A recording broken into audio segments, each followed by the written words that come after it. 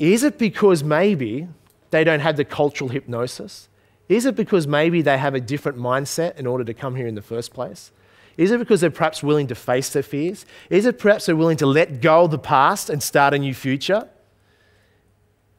Is it perhaps they're willing to step up and have a go? Is it perhaps they have a higher work ethic and prepared to do what it takes? Is it perhaps they realize how lucky they are and how lucky this country is, where others perhaps don't? Yes or no? All those things. Nothing but a different perception, different map. And are able to produce a different result. That should have us Australians that were born here really thinking, going, you know what? Sir John Templeton, the most successful investor before Warren Buffett, you know what he said? He was interviewed, he was a billionaire. Now, a billionaire back then was a lot of money. You made his fortune out during and after the Great Depression, by the way. Great fortune was made. And he was interviewed, you know, what's the secret to becoming a billionaire? So everyone's ready for the stock tip and, you know, what can I take? And he goes, you know what? The secret is this. He said, wake up every morning and focus on 5 things you're grateful for. He said, that's what true wealth is. If you lose gratitude, you lose perspective what you got, you can have all the money in your bank account, and you lose perspective what you have and how rich you are, you've lost everything. He said, you can have nothing in your bank account, and you appreciate all the things that you do have, then you're truly rich. He said, rich is always a state of mind, it's a perspective. And I believe in this country, a lot of people have lost perspective. How do you know you're rich if you've never seen poor? Think about that. How do you actually know you're rich? You realize that if I've been to Africa, into the, helping the orphans, etc., in Cape Town and parts of Africa, the poor kids, the black children, they've lost their parents through AIDS or violence, etc. These kids are one of the most amazing experiences of my life. You're going in there helping them. They're so loving, so grateful just for a pen, just for a piece of paper. They're like, it's like Christmas has come at once, the simplest little things. And, you know, the respect they give you, they don't want you to leave. They actually cry. They hold on to you. You're trying to leave. They're begging, when are you coming back? They don't want anything other than maybe an email address and just for you to spend time with them. So loving. Now, if I had to explain to these children, do you know that the country I come from, that 95% of them, they live in a rich country. They are so rich and they think they're poor. Would that make any sense to those young children that actually live in mass poverty? Makes no sense. You know why it doesn't make sense? Because it's a delusion. We don't know we're rich until we see poor. We have to see the contrast. I'm suggesting to you, most Australians don't realize how rich they are. They think, is it possible to become rich? Hello? It should be automatic. We live in a rich country. There's 20 million people with all these resources. We're not going to get it better. If we cannot make it in Australia, then guess what? Give up. Do you notice the boat people are coming here? It's not like Australians are jumping on the boat going to Bangladesh. This should give us some indications, okay?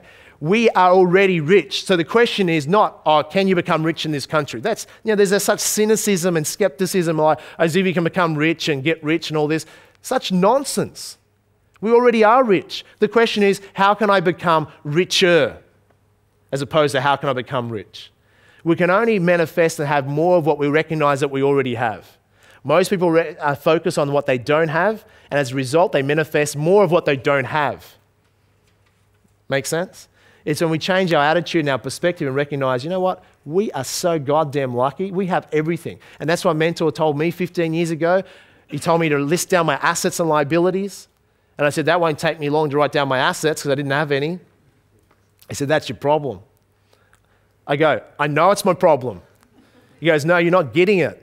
Your problem is you think you have no assets. That's what your problem is. And that's what he highlighted to me. He said, you know, how old are you? And I said, 21. He said, put that down as an asset. Do you know how many people, how much they would pay to be 21 again? Who here would pay at least $1 million to be 21 again? How much would, you know, Rupert Murdoch pay to be 21 again? Any money they've got, Richard Branson, whatever. So that is one of your greatest assets. He said, you speak English, don't you? And I said, I'm from the country, so sort of, okay? So he said, a lot of people, you know how many people on this planet would love to be able to speak English? It's the best language to know to be able to become wealthy. Put it down. He said, you're healthy, aren't you? I said, yeah. He said, you know what people would pay to be healthy? He said, you have everything you need to get what you want. So stop focusing on the past, stop blaming others, stop making excuses for yourself. Get out there, get off your butt, face your fears, and go for it. And it was a wake-up call for me. Because I was moping around, my business partner had ripped me off, this wasn't happening, nothing was working. It was a bullshit excuse. Might have been true, but it still is an excuse. Those same things that were excuses could have been a reason to get off my butt and have a go. So that point, I decided to stop living in fear. So you know what, I don't control what happens, everything in my life. I control what I do though. I control my actions. I control what I do until that day my life is over. And that was a turning point. And what I want to highlight you today is not just about making the financial strategies. It all comes back to the core mindset that you have and dealing with fear. Make sense? Okay, here's what I want you to do. Turn the person next to you and teach them very quickly, in 45 seconds or less, what you've learned so far today. And then I want the other person to teach back what they've learned. I'm going to walk around the room and see who hasn't been listening. What we're going to look at is also, let's look at now some of the strategies. Now, the other thing with the mindset of a millionaire, you might want to jot this down, is that when Albert Einstein said it's the ability to action an idea is a sign of intelligence, millionaire mindset is this. Millionaires are able to make decisions rapidly. They can make a decision, analyze something and make a decision. They're not afraid of making decisions. They'll make a decision, they can do it in a short period of time, and then they rarely change their minds. If we went into, say, pensioner corner, people that are destined to be broke at age 65, their thinking is this.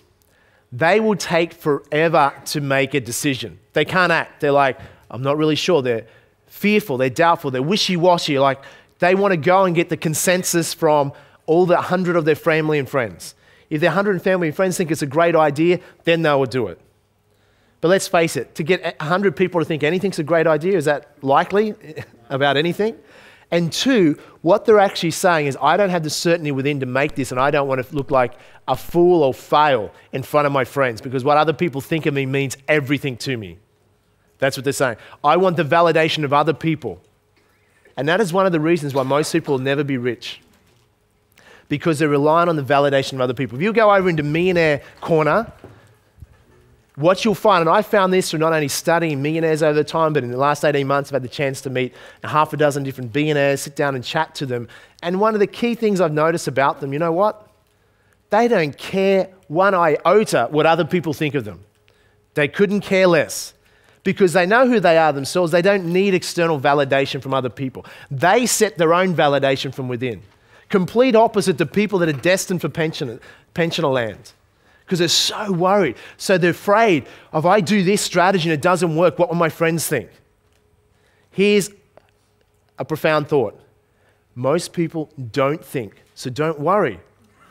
If they thought, they would actually be rich. Remember that book? It's called Think and Grow Rich. It's not like work really hard and expect one day to get rich. It's actually think. Most people don't think. I don't say that to offend people out there, but it's a wake-up call. They have this great capacity of intelligence within them. They use a fraction of it.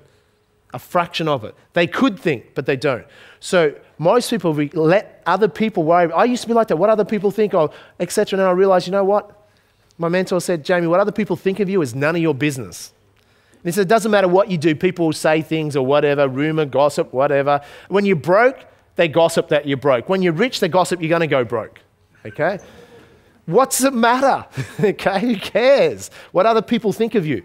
It's what you think of yourself that's far more important, true? As long as you know what you're doing is right, is correct, and you believe in it, that's what matters. And then what leaders are, so if you're going to step up in this country, one of the difficult things, despite being a rich country where everyone has a great amount of wealth naturally, one of the difficult things in our country, we are renowned for being a very friendly culture. There's no like snobby upper class, lower class, etc. Pretty much we're all pretty much equal. That's great. Australians are renowned around the world for being friendly, down to earth people. That's great.